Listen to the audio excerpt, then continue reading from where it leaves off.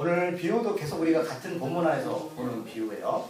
그래서 우리가 오늘 이 비유 말씀을 하실 때의 대상이 누구냐면 마태복음 13장 1절에서 나와 있죠. 누구였어요? 예수님과 제자들, 그 다음에 그와 함께하는 사람들입니다. 무리가 아니요. 오늘 이 비유도 무리한테 하시는 말씀이 아니라 주님의 제자와 그와 함께하는 이들에게 하시는 말씀이에요. 그러니까 제자라는 것은 주님의 길을 가겠다는 의지가 보이는 사람들이죠. 자기 부인과 십자가를 가겠다는 사람들이에요. 오늘 예수님이 오늘 본문에 보니까 그 무리를 떠나서 집으로 들어가셔서 비유를 하십니다. 그런데 여기서 떠나신다, 그러니까 무리를 떠나셨다는 표현을 원어에 보면 뭐라고 기록하고 있냐면 포기하신다라고 들어가고 있어요. 그러니까 누구를 포기하시는 거예요? 무리예요, 무리. 저는 이 본문을 읽으면서 여러 가지 생각이 들었어요. 하나님은 영원한 사랑이시고 하나님 우리를 끝까지 책임지신다며요. 그런데 오늘 이 무리들한테 대해서 말씀을 하시고 비유하시고는 포기하시고 집으로 가셔서 오늘 본문의 말씀을 하세요. 그러니까 보아도 보지 못하고 들어도 깨닫지 못하는 이들한테 포기하신 하나님을 보면 우리가 어떻게 받아들여야 돼요? 주님이 포기하신다는 거 여러분 잘 보셔야 돼요. 복음을 포기하신다는 게 아니라 이제 복음을 듣는 사람들한테 집중하신다는 거예요. 하나님의 사역은 집중 사역입니다. 오늘 제가 이 본문의 주제가 뭐냐면 가라지는 곡식의 뿌리를 잠식한다라는 말씀의 주제예요. 이제 이 말씀을 더 이제 보충해 드릴 거예요. 그래서 오늘 이 포기하신다는 이 단어 앞에서 우리가 좀 심각하게 오늘 본문을 받을 필요가 있습니다. 오늘 주님은 먼저 이 비유 하시기 전에 4가지 밭 비유를 하시고 나서 하시는 거예요. 잘 하시는 말씀. 이 말씀도 제가 나중에 해드릴 거예요.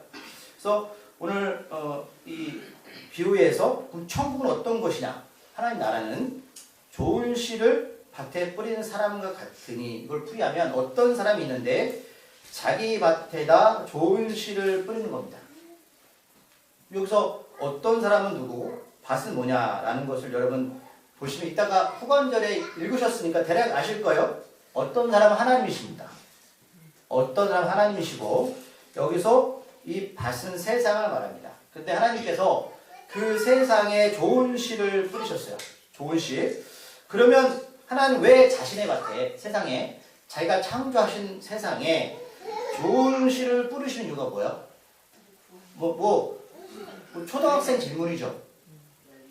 당연히 열매를 거두기 위해서 뿌리시는 거예요. 그러면 좋은 씨가 있다면 당연히 나쁜 씨가 있다는 소리죠. 그럼 좋은 씨는 좋은 열매를 맺어요. 나쁜 씨는 당연하게 열매를 맺을 수가 없어요. 그러면 어떤 사람, 농부가 자기 밭에 씨를 뿌릴 때에 전제 조건은 때가 되어서 열매를 거두겠다는 거예요. 당연하죠? 그러나 그 열매는 얼마만큼 거둘지는 몰라요. 물론 하나님 아시겠죠? 30배, 60배, 100배 열매를 맺을 수도 있어요. 그 역할은 하나님 하시는 거예요. 우리는 심지만 거기를 환경을 조성하는 건 하나님이죠. 키우게 하시는 거는. 그래서 사람들이 그런데 이 좋은 씨를 하나님이 이 밭에 뿌리셨는데 문제는 사람들이 자는 동안에 원수인 사단이 와서 이 곡식인 밀 가운데, 여기서 여러분 곡식 밀을 말해요. 밀 가운데 가라지를 뿌리고 도망가요. 우리나라도 쌀을 심으면 피가 같이 자라나죠. 여기서 가라지는 밀과 비슷하게 생긴 잡초를 말해요. 근데 너무 희한한 건 열매 맺는 그 곡식보다 잡초들이 더 생명력이 강하죠. 너무 희한해요. 그리고 번식력도 강해요. 대단해요. 뽑아도 끝이 없어요. 하나님이 그렇게 만드신 것 같아요. 그럼 사단이 왜 하나님이 자신의 땅에 뿌려놓은 좋은 씨에 굳이 아무도 없는 사람들이 모르는 그 시간에 몰려와서 가라지를 뿌리고 도망갔을까요? 하나님의 관점은 뭐죠? 열매를 거두기 위해서. 그러면 사단은 무슨 목적이 보여요? 열매를 거두지 못해 하는 거죠. 그래서 좋은 씨가 먹을 영양분을 가라지가 다 뺏어 먹으면 알곡도 적고 열매도 많지 않을 거예요. 사단은 이 사실을 노리고 있어요. 그래서 열매와 같이 이렇게 섞어주는데 여기서 모두가 단다는 것은 영적인 정지 상태를 말합니다. 그런데 사람들 여러분 육이 약해서 어쩔 수가 없어요. 죄송하지만 이 말씀은 교회 공동체에게 주시는 말씀이에요. 그럼 세상 밖에, 교회 밖에 열매가 있습니까? 없습니다. 교회 공동체에 주시는 말씀. 마태복음, 이스라엘 백성도 선택받은 자들이죠. 똑같은 말씀이에요. 이들 하나님을 알았잖아요. 그렇죠? 하나님을 알고 하나님을 따랐잖아요. 그렇기 때문에 이 말씀은 이 마지막 때에 우리들에게 교회 공동체에 어떤 일이 벌어질지를 말씀하세요.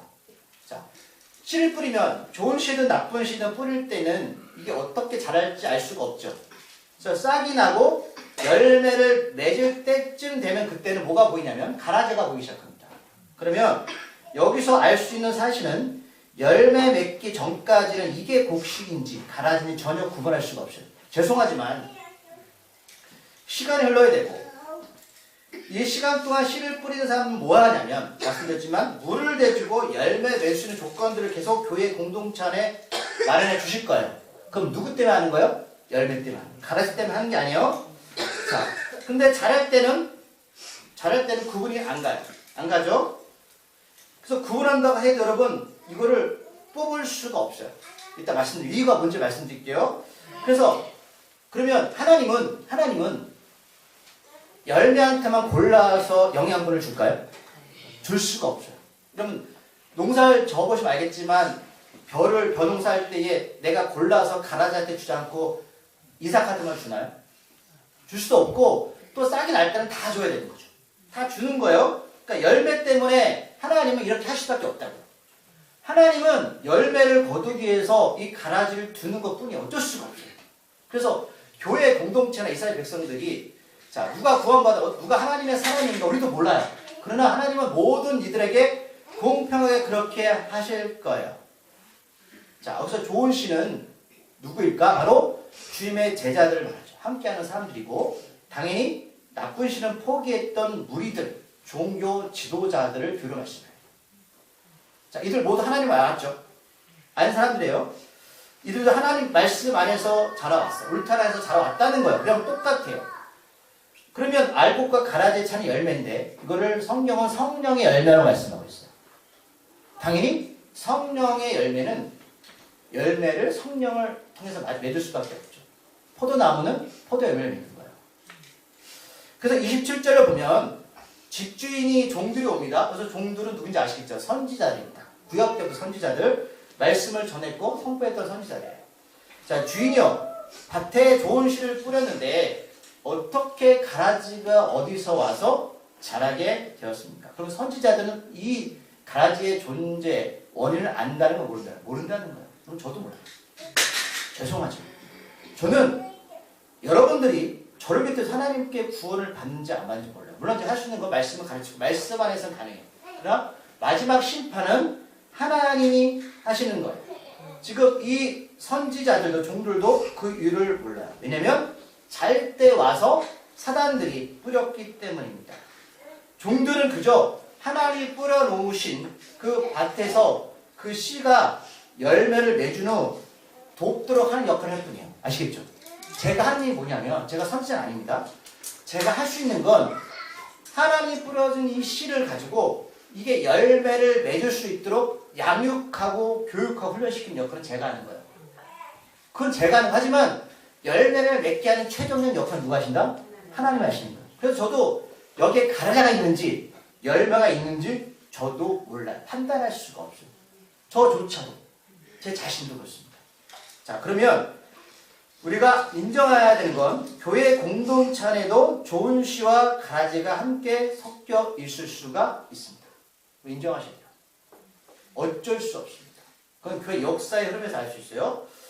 이것은 그렇게 당연한 일임을 주님은 말씀하고 있고 그럼 사단은 최대한 이곳에서 가라지를 동원해서 열매를 맺지 못하도록 해야 됩니다. 그럼 그 사단의 일을 잘 보셔야 됩니다. 영적으로. 자, 우리가 생각하는 교회는 어떤 모습이실까? 여러분, 기대를 버리십시오. 우리가 할 수 없습니다. 하나님 하셔야 되는데 열매가 맺기 전에는 구분하기 어렵고, 주인은 종들에게 와서, 사단이 와서 그를 했다고 주인은 알려줄 뿐이에요. 저한테 야, 이런 영적인 문제가 있어, 기도에 가르쳐, 이렇게 하시는 거예요. 자, 그러자 종들은 과감하게 주인한테 이렇게 얘기합니다. 주인님, 이 가라지를 제가 뽑기를 원하십니까? 그렇죠. 저를 비롯해서 우리들은 마치 내가 정의의 사도가 되어서 교회의 문제를 다 없앨 수 있는 능력이 있다고 생각해요. 여러분, 아니에요. 그런데 그럴 수 없습니다. 이것은 영적인 일이기 때문에 육적으로 다가갈 수가 없어요. 영적인 일들을 육으로 다가가는 이건 더 문제가 생기는 거예요. 그래서 하나님의 능력을 부여받아 살아야 돼요. 기도하고 말씀 가운데. 우리 분별함을 가지고 살아야 됩니다. 그래서 하나님은 종들에게 29절에서 이렇게 말씀합니다. 29절 말씀 읽을게요. 주인이 이르되 가만두라. 가라지를 뽑다가 곡식까지 뽑을까 염려하노라. 아멘. 그런데 궁금증이 생겨요. 가라지만 뽑을 수 없을까요? 뽑을 수 있잖아요. 그럼 죄송하지만 이 밀이 자랄 때 이 잡초는 뿌리가 깊죠. 같이 섞입니다. 왜 섞일까요? 열매의 양분을 먹기 위해서요. 그러면 가라지를 뽑으면 뭐가 딸려오죠? 열매도 같이 딸려오는 거예요. 그래서 뽑을 수가 없어요. 이거는 뽑고 싶어도 뽑을 수가 없어요. 가라지가 이뻐서 그런 게 아니라 사단은 교묘하게 이렇게 뿌리를 내서 곡식한테 들어갑니다. 그래서 곡식이 먹을 모든 영양분을 뺏어오고 더 나아가서 뽑을 수 없게 만들어요. 뒤엉켜버려요. 제가 이것을 많이 경험했습니다. 우리가 생각하기에는 조심히 하면 뽑을 수 있다고 생각하지만 이거 엉켜있어서 불가능합니다. 그러면 뽑을 수 있는 방법은 뭐냐면 다 뽑아버려요. 괴를 부셔버리고 새롭게 만들면 됩니다. 가능할까요? 할 수도 있어요. 개척하면 돼요. 그것도 쉽지 않은 일이죠. 왜? 사단은 끊임없이 와서 안 좋은 씨를 뿌릴 거예요. 그러면 종들은 지혜롭게 주인의 말을 듣고 주인이 어떻게 할지를 심중 이해하면서 때를 기다려야 됩니다. 이게 종의 입장이에요. 할 수 없지만 눈에 보여도 주인과 종들은 가라지를 그냥 들 수밖에 없습니다. 죄송하지만. 왜 이단과 사이비들이 이렇게 세대 돌릴까요? 여러분, 두십시오. 때가 되면 하나님 뽑으실 겁니다. 교회 역사 가운데 이단과 사이비는 100년을 넘어간 게 하나도 없습니다. 근데 교회는 2000을 넘어왔죠. 다 무너질 거예요. 하나님 그렇게 만드실 겁니다. 그래서 이 의미를 알면 오늘 29절 말씀 이해가 가는 거예요. 이게 안 되는구나. 우리가 할 수 없구나. 하나님이 하셔야 된다. 하실 거예요. 그래서 이따 말씀하실 거예요. 그래서 30절 말씀을 읽어야 돼요. 자, 30절 말씀을 읽어보겠습니다. 둘 다 추수 때까지 함께 자라게 두라. 추수 때에 내가 추수꾼들에게 말하기를 가라지는 먼저 거두어 불사르게 단으로 묶고 곡식은 모아 내 곡간에 넣으라 하리라. 아멘. 우리가 3절 말씀을 그냥 넘어갈 수 있는데 여기서 두 가지 볼 수 있는데 먼저 추수꾼. 신천지들이 자기를 추수꾼이라고 해요. 우리 아까 후반을 읽었지만 추수꾼은 누구예요? 사람이에요? 천사입니다. 왜? 우리는 육을 갖고 있기 때문에 영적으로 구분하기가 어려워요. 하지만 천사는 영의 존재죠. 하나님의 부름받은 천사들이 영적으로 가름한다는 거예요. 사람이 할 수가 없습니다. 죄송하지만. 근데 신천지들이 자기들이 추수꾼이라고요? 어떻게 알아요? 모른다니까요?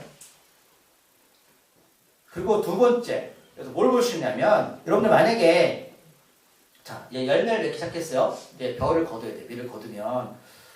자, 가라지를 먼저 거두는 게 맞아요. 열매 먼저 거두는 게 맞아요. 열매죠. 근데 말씀 보세요. 추수꾼들이 뭘 먼저 거두죠? 가라지죠. 이거 농사꾼이라면 이해 못하는 말씀이죠. 왜 가라지일까? 예수님의 재림을 말씀하십니다. 재림하시면 먼저 가라지를 거두십니다. 이거 말씀하는 거예요. 그러니까 이 말씀이 단순한 것 같은데 여기서 영적인 의미가 있는 거예요. 가라지를 심판하시고 다음에 자신의 자녀들을 하나님 나라로 올려보내서 곳간에 얻었습니다. 이 말씀을 하는 거예요. 자, 이제 우리가 후반부에 읽었던 말씀을 보시면 더 확실하게 어떤 뜻인지를 이해가 가실 거예요. 네. 자, 36절부터 자, 이 말씀 자세히 안 해드릴 거예요. 그러면 우리가 여기서 뭘 얻어야 되냐면 자, 사단은 이런 상황을 어떨 때 더 열심히 할까라는 거예요. 예수님 오실 때입니다. 더 열심히 가라지를 뿌릴 겁니다. 제가 학생부 집회에 갔을 때 그 유명한 이름이 기억에 다니엘 목사님인가 그분이 하신 적이 있어요. 전 목사님이 이렇게 말씀하셨어요. 아이들한테. 부모님들 아이들 앞으로 편하게 그러니까 편하게 살 생각하시면 거두십시오. 이유는 자, 예수님이 다가올수록 뭐가 득세하는지 아십니까? 질문 던졌어요. 뭘까요? 가라지 악입니다. 그럼 믿음 있는 사람들이 그리스도인들이 아이들이 자라서 이 세상 가운데 살아가는 게 더 쉬울까요? 어려울까요? 어렵습니다. 어렵습니다. 죄송하지만 더 어려울 거예요. 그럼 소망을 버리십시오. 사단은 이제 악랄하게 가라지를 뿌리고 다닐 겁니다. 그러면 우리 아이들이 믿음으로 살아가는 게 어려워요. 그때 말씀하셨어요. 위인은 믿음으로 사는 겁니다. 어쩔 수 없어요. 우리 힘으로 될 수가 없어요. 이게 마지막 때에서 예수님이 자기 제자들한테 하시는 거예요. 우리들을 포기하시고 나서 그러니까 열매 없는 가라지는 그럴듯하게 생기와 능력이 있어 보이지만 없습니다. 그래서 인내와 견디는 믿음으로 살지 않으면 우리 아이들은 견뎌낼 수가 없는 세상이 올 거예요. 지금도 마찬가지입니다. 지금도 마찬가지요. 자, 여기 추수꾼은 누구라고요? 천사들이죠. 이렇게 말씀을 하시고 나서 오늘 교회 특이한 점이 36절부터 쭉 등장하는데 지금 보충 수업 하시는 거예요. 예수님이 이렇게 비유를 가지고 또 다시 자세하게 설명하는 성경이 없습니다. 하신 적이 없어요. 그러면 왜 이렇게 자세하게 하신 이유의 마음을 읽으셔야 돼요. 이렇게 해야지 알아봐요. 그리고 우리한테 내가 너희들을 부르고 열매 맺게 했는데 내가 너희를 포기하지 않게 만들어 라는 메시지를 보내시는 거예요. 이 비유의 보충 설명의 성경이 없어요. 자, 여기서 밭은 뭐라고요? 세상이고 좋은 씨는 하나님 나라의 아들들입니다. 그리고 가라진 악한 아들들입니다. 그러면 누가 하나님의 아들들이고 누가 악한 아들들일까? 그럼 사람은 태어나면 다 죄인입니까? 의인입니까? 죄인이죠. 다 악한 아들이죠. 그럼 악한 아들들이 하나님의 아들이 될 수 있는 방법은 오직 한 가지입니다. 예수님을 통해서만 가능한 거예요. 회개하고 제사함 받아서 예수님을 영접하고 성령을 선물로 받은 사람만이 하나님의 아들들이 되는 거예요. 우리가 모두 죄인이지만 예수를 통해서만이 의인이 될 수 있다는 거예요. 원수의 마귀의 자식들은 하지만 때가 되면 천사들 어떻게요? 불에 던져서 태우게 될 겁니다. 세상 끝에는 이런 일이 벌어지게 될 거예요. 자, 우리 42절 말씀 먼저 볼게요. 그런데 42절 말씀 집중하셔야 돼요. 42절 말씀 읽어볼게요.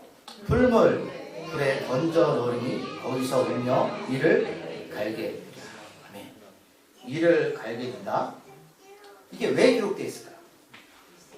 자, 그래서 이 말의 뜻은 굶주림에 계속 어르렁거리는 짐승의 모습이나 분노로 시식되는 모습을 말해요. 여러분들 어떨 때 이를 갈죠? 억울할 때죠. 억울할 때요. 자, 성경 두 구절 딱 찾아보면 이 말씀 이해하실 거예요. 자, 똑같이 마태복음에 두 구절이 다 기록되어 있어요. 자, 마태복음은 지금 누구한테 쓴 글이라고요? 유대인들이요.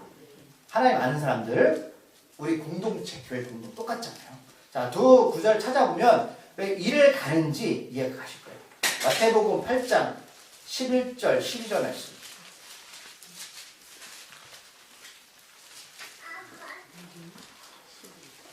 마태복음 8장 11절 12절 말씀 찾으셨나요? 읽어볼게요. 시작. 또 너희에게 이르노니 동서로부터 많은 사람이 이르러 아브라함과 이삭과 야곱과 함께 천국에 앉으려냐 그 나라의 본 자손들은 바깥 어두운 데 쫓겨나 거기서 울며 이를 갈게 되라. 아멘. 오늘 말씀의 본문의 배경은 로마 군인 백부장 이방인이죠. 이 백부장의 구원의 이야기를 그려놓으신 거예요. 이 사람 구원 받아서 이방인이에요. 예수님 말씀하시는 거예요. 너에게 이르노니 동서로부터, 여러분 지구는 둥글어요. 마지막 때가 되면 예수님 어디서 오시죠? 몰라요. 하지만 지구는 둥글기 때문에 하나님께서 동서남북을 모으실 거예요. 동서로부터 많은 사람이 이르러 아브라함과 이삭과 야곱과 함께 천국에 앉으려냐. 그럼 지금 아브라함, 이삭, 야곱은 어디에 있다는 소리죠? 천국에 있다는 소리예요. 자, 이방인들을 하나님께서 구원하셔서 이들처럼 하나님 나라에 모으실 거야. 그런데 12절 그 나라의 본 자손들 누구죠? 이스라엘 백성들, 무리들, 종교 지도자들, 예수님 안다고 하지만 가라지들. 바깥 어두운 데 쫓겨나 거기서 울며 이를 갈게 되리라. 주님이 다시 오실 때 난 구원 받았어. 하나님 알아. 열심히 다녔어? 이를 간대요. 난 구원 받을 줄 알았대요. 한 구절 더. 마태복음 22장 13절 말씀.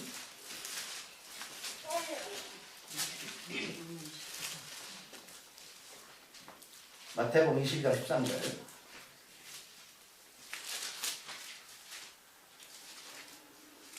사셨나요? 읽어볼게요. 시작. 임금이 사람들에게 말하되 그 손발을 묶어 바깥 어두운 데에 던지라. 거기 슬피 울며 이를 갈게 되리라. 아멘. 22장 이 말씀의 배경은 그것도 비유예요. 혼인잔치 비유인데 하나님께서 하나님 나라 잔치에 사람들을 초청했는데 오늘 5절에 보니까 어떤 사람은 돌아보지도 않고 어떤 사람은 밭을 살아가고 어떤 사람은 자기 사업하러 갔어요. 우리도 그렇죠? 나 예수 믿지 못하겠어. 이 사람은 어차피 여러분 멸망을 당하잖아요.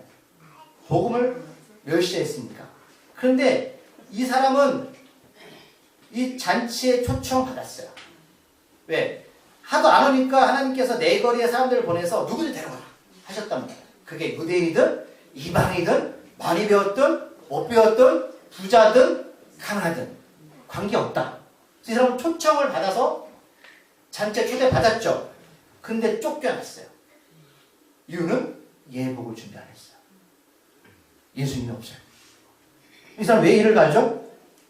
나도 구원받을 줄 알았어요. 그리고 우리가 아까 우리가 읽었던 본문 다시 13년 넘어가면 42절 말씀. 풀물불에 던져 넣으리니 거기서 울며 이를 갈게 되리라. 이 사람 왜 이를 갈게 되었을까?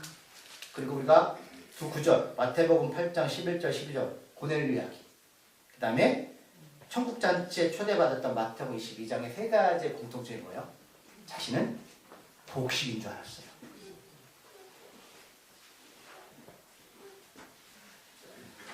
이 세 비유의 공통점은 이스라엘 백성들은 하나님의 사람으로 하나님 나라에 먼저 초대받은 먼저 된 자였습니다. 이제 계속 비유가 연결되시죠? 먼저 된 자였어요. 그리고 당연히 들어갈 줄 알았습니다. 그러나 결과는 이를 갈면서 슬피 울면서 우는 존재가 되었습니다. 이제 말씀 이제 정리할게요. 이제 정리가 되실 거예요. 이제. 사람들 세상 사는 것이 힘들다고 말합니다. 네, 그럴 거야. 여러분들이 예수님 믿는 사람답게 살아간다면 더 힘들어질 거야. 더 많이 가라지가 교회를 흔들어 놓을 겁니다. 이 숫자는 더 늘어나게 될 겁니다. 하나님은 자신의 열심으로 구원받는 사람들을 모으시겠지만 사단은 마지막 때가 되면 그 사단의 열심으로 더 많은 가라지를 뿌려놓게 될 거예요. 그리고 끊임없이 그들은 곡식의 영양분을 빨아서 가라지의 크기를 더 크게 만들 겁니다. 그러면 가만히 생각해 보십시오. 사단은 이 가라지를 어디에 더 많이 뿌리는 것에 집중할까? 성령의 열매를 맺는 교회 공동체입니다. 그런데 우리들은 무지해서 사단이 이런 일을 하는 것을 잘 알지 못할 때가 너무나 많습니다. 왜요? 우리들은 하나님이 아니기 때문입니다. 그래서 하나님께서 우리를 책임지시기 위해서 성령을 보내신 거예요. 내가 널 돕겠다 하신 거죠.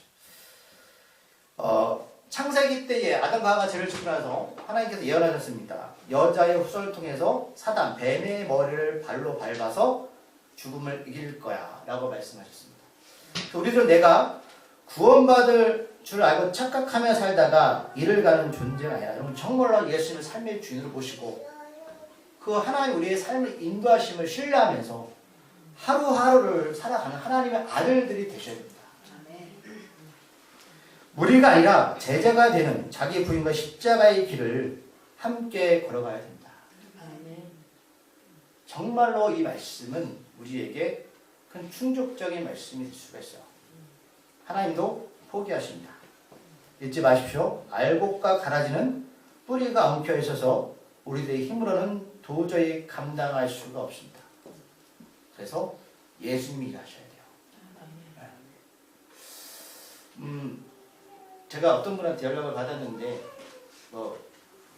우리 같은 교단에 교회가 문제가 있어서 그거 어떻게 할 겁니까? 교인들이 반이 떠났대요. 우리 이쪽 지역은 아닙니다. 걱정하지 마세요. 어떻게 할 겁니까? 제가 그랬습니다. 본인들 목도 있다. 여러분들 지혜로움을 가지고 하셔야 돼요. 제가 늘 강조하는 제가 만약에 복음을 떠났다면 여러분들 이 교회 떠나셔야 돼요. 여러분들 생명을 제가 지킬 수 없어요. 그분들이 그 교회가 뭐 시스템이 좋아서 뭐가 좋아서 그리고 영적으로 분별함 없이 다녔기 때문에 그런 결과가 벌어진 거죠. 제가 그랬어요. 그건 그 목사님만의 문제가 아닙니다. 교우들이 문제인 겁니다. 제가 여러분들 구원할 수 없습니다. 네. 분별해서 지혜롭게 생각하십시오. 하나님의 삶의 주인 되셔서 여러분들 그 나라에서 다시 뵙기를 소망합니다. 기도하시겠습니다. 하나님 아버지, 우리가 이 땅에 살아가면서 하나님의 뜻을 참 쫓는 게 쉽진 않지만 사단은 끊임없이 이 알곡을 맺지 못하게 하려고 뿌리를 뒤엉켜 와서 하나님 주신 말씀과 하나님 주신 기도를 빼앗아 갑니다. 그런데 가라지는 열매 없이 자랍니다. 하나님 우리가 이것을 분명하게 명확하게 기억하고 이 마지막 때가 되었을 때 예수님이 다시 오심을 늘 마음속에 담아두고 우리의 생명을 지키는 자 되게 하여 주시옵소서. 그래서 이를 갈면서 슬피 우는 자가 아니라 예수님을 뵙는 그 날을 소망하며 주께서 우리에게 위해 십자가 주신 그 날을 소망하며 부활하신 그 날을 기억하며 살아가는 자 되게 하여 주시옵소서. 여기 모인 우리 교우 한 명이라도 저를 비롯해서 한 명이라도 주 앞에 포기당하거나 버림받지 않도록 주 우리를 말씀 가운데 생명 가운데 거하는 자 되게 하여 주시옵소서. 예수님의 이름으로 기도드립니다.